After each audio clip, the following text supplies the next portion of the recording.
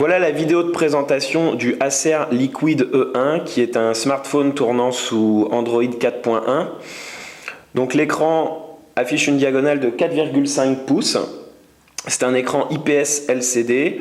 Côté finition, on peut voir que c'est plutôt bien fait. Les matériaux semblent assez robustes. La coque arrière est solide. Elle bénéficie d'une petite finition pointillée qui plaira ou non. Au-dessus du haut-parleur, on voit le logo DTS qui laisse présager d'une fonction musicale pas trop mal. On retrouve l'objectif 5 mégapixels et son flash juste à côté. Sur les tranches, c'est assez dépouillé. Ici, on ajuste le volume. De l'autre côté, on trouve le connecteur pour le chargeur.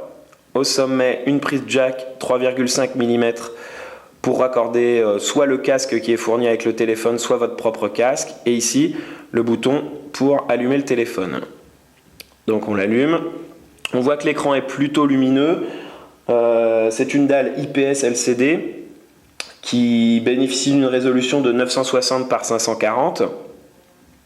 Ici on déverrouille. On peut voir que l'interface Android 4.1 a été très peu personnalisée par Acer. Donc on retrouve les menus classiques qui défilent plutôt bien.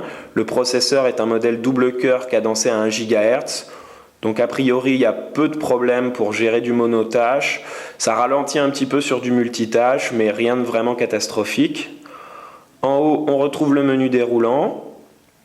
Donc voilà, avec la petite barre là qui coulisse pour ajuster les différents profils, les différentes connexions, Wi-Fi, Bluetooth, GPS, ainsi que le mode avion. Ici, on ajuste la luminosité assez simplement. Voilà, histoire d'économiser un petit peu de batterie. Et là, on retrouve les notifications. Ici, on peut voir un icône Float Color, qui est une fonctionnalité qui nous a particulièrement plu. En effet, ça a été développé par Acer et le principe est assez simple, c'est que quand on reçoit un appel, c'est pas tout l'écran qui va signifier cet appel, mais juste une petite barre, voilà, comme celle-ci. Donc c'est-à-dire qu'on pourra continuer à rédiger un SMS ou à faire quelque chose d'autre tout en décrochant ou d'ailleurs en refusant l'appel.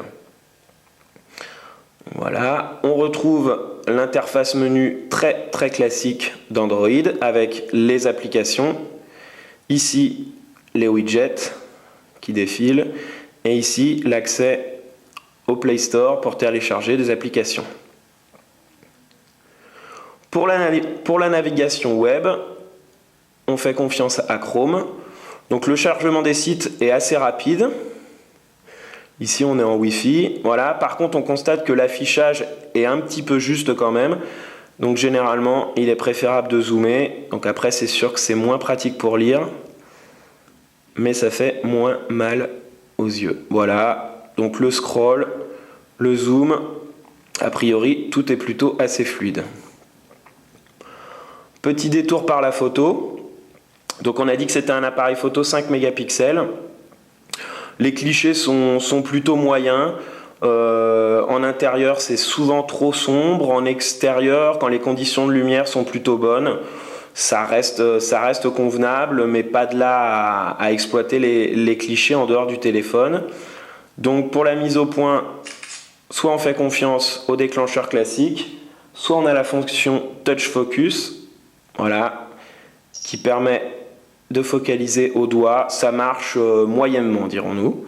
Là, on retrouve les réglages classiques, activation ou non du flash. Ici, la panoplie d'effets, plutôt sympathique. Et ici, les réglages habituels, balance des blancs, minuteur, stockage et tout ça. On revient.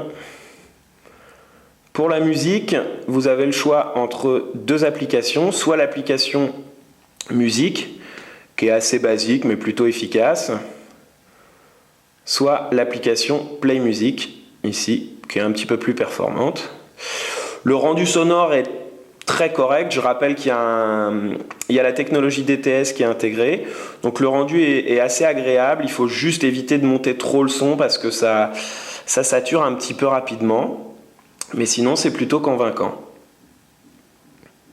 Sinon, côté mémoire, on a 4 Go en mémoire interne, extensible via un port micro SD. On regrette que le port micro SD soit situé sous la batterie. Il faudra donc ôter le capot pour pouvoir étendre la mémoire. Sinon, Acer propose du stockage via son cloud. Donc voilà, c'est assez simple. Tout est une fois paramétré, tout se stocke sur le cloud et ça permet de ne pas trop encombrer la mémoire interne. Du côté de la batterie, on a un modèle 1760 mAh, ce qui fait que le terminal est quand même peu autonome, avec un usage assez intensif de la plupart des fonctions. Vous tiendrez une petite journée. Après, les moins gourmands pourront facilement recharger le terminal tous les 2 jours. Voilà pour ce test du Acer Liquid E1. Donc au final, c'est un produit qui est plutôt performant par rapport à son prix. Je vous rappelle qu'il est commercialisé 199 € hors pack. Il remplit complètement les fonctions basiques que sont la navigation internet, la communication. Après, pour le multimédia, il ne faudra pas être trop exigeant, surtout du côté de la photo qui est quand même un petit peu décevante.